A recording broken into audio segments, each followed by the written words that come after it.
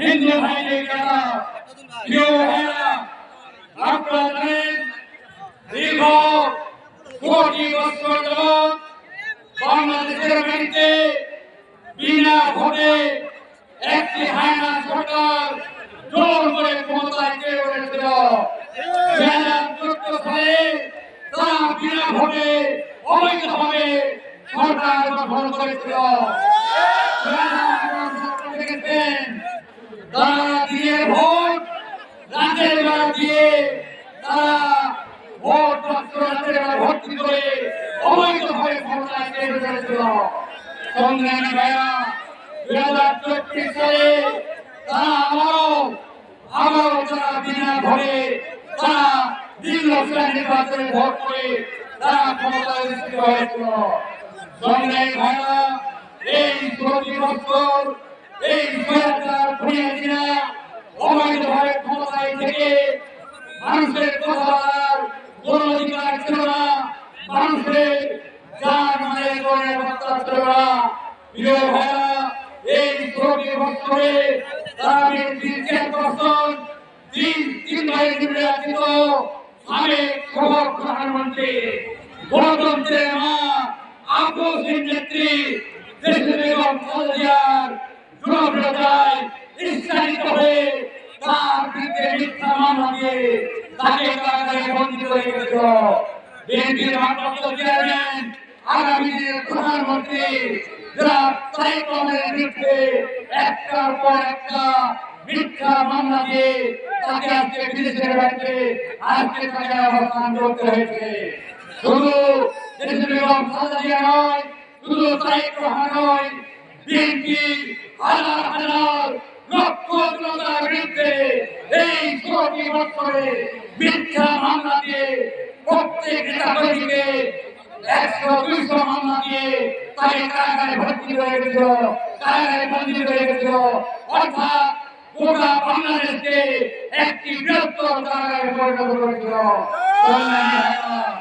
গত 5ই আগস্ট ছাত্র জনতার আন্দোলনের মুখে এই সরকার খুনি হাসিনার পতন হয়েছে।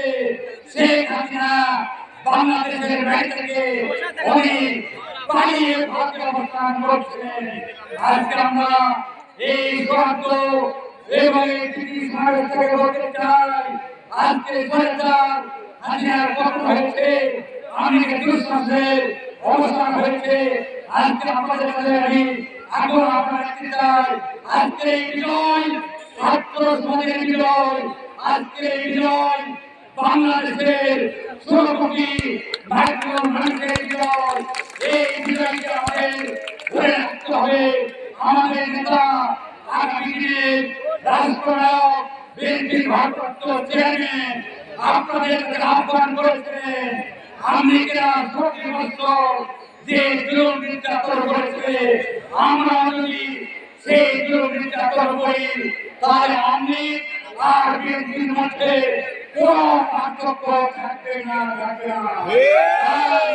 আপনাদের কাছে আমাদের নেতা উনি আহ্বান করেছেন, আপনারা ধৈর্য ধারণ করবেন, আপনারা নিজের মধ্যে ইস্পাত কঠিন ঐক্য করে তুলবেন।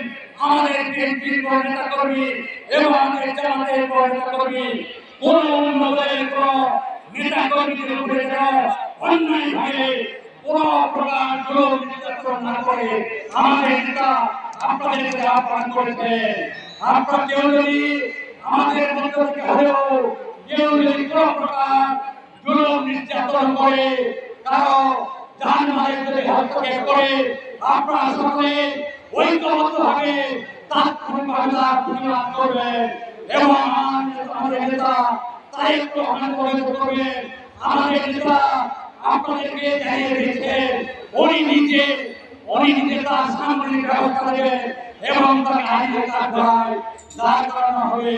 প্রিয় জয়পুরবাসী, আপনাদের কাছে বলতে চাই, আজ থেকে 20 বছর পূর্বে এই মুসলিমগঞ্জ হাই স্কুল মাঠে আমি আপনাদের মাঝে এমপি হওয়ার পূর্বে বক্তব্য রেখেছিলাম, আমি যদি এমপি নির্বাচিত হতে পারি তাহলে এই তারা এই ক্ষেত্রে পূর্ণটি ইউনিয়নের মধ্যে এই ভুলের পরিণতিকে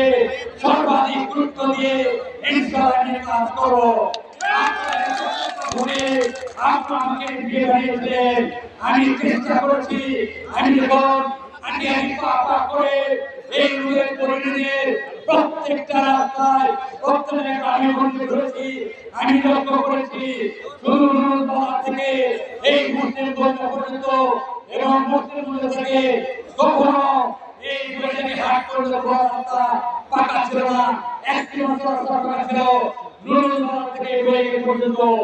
আমি আপনাদের কাছে ওয়াদা করেছিলাম আমি এমপি নির্বাচিত হয়ে এই আমাদের রাস্তাগুলি পাকা করার চেষ্টা করব।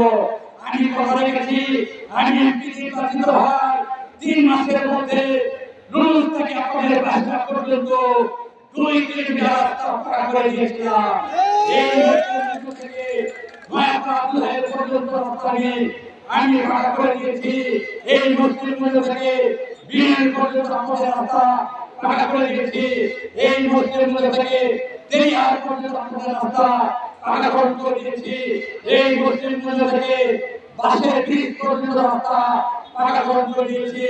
ইনশাআল্লাহ আগামী দিনে আমাদের নেত্রী বিএনপির চেয়ারপারসন দেশপ্রেমিক বেগম খালেদা জিয়া উনি আরো ক্ষমতায় আসছে এবং আমাদের নেতা বিএনপির ভারপ্রাপ্ত চেয়ারম্যান তারেক রহমান বাংলাদেশের বাড়িতে আইনি প্রক্রিয়া মোকাবেলা করে অতি শীঘ্রই আপনাদের মাঝে ফিরে এসে আবারও বিএনপি ক্ষমতায় আসবে এবং আপনাদের নেতা হিসেবে আগামী দিনে আপনাদের সহযোগিতায় এবং আমাদের দলদের আমাদের মনোনয়ন দিয়ে এমপি নির্বাচিত করে এই উল্লেখের প্রত্যেকটি রাস্তা পাকাকরণ করা হবে। এই উল্লেখের প্রত্যেকটি স্কুল কলেজ মাদ্রাসা আরো উন্নয়ন করা হবে।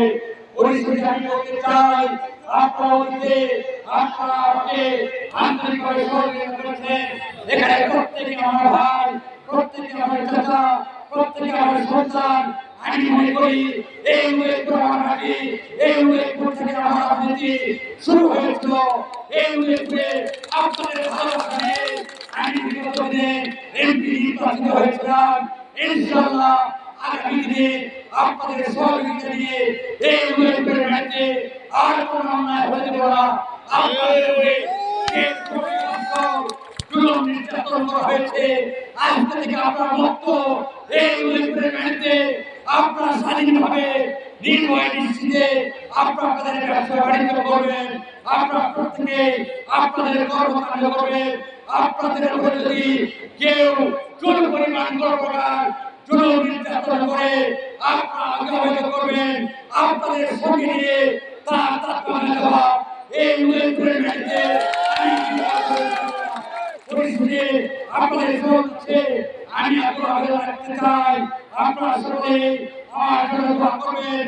আমি আপনাদের সকলের সঙ্গে এই উল্লেখের উন্নয়নের কাজ করতে পারি এইগুলো প্রত্যাশা থাকে। আপনাদের সকলকে আজকের এই প্রোগ্রামকে সফল করার জন্য আমার অন্তরস্থল থেকে ধন্যবাদ জ্ঞাপন করছি। উদয়পুরের মাটি ও মানুষের নেতা আমরা সরকারকে আমি ধন্যবাদ জ্ঞাপন করছি।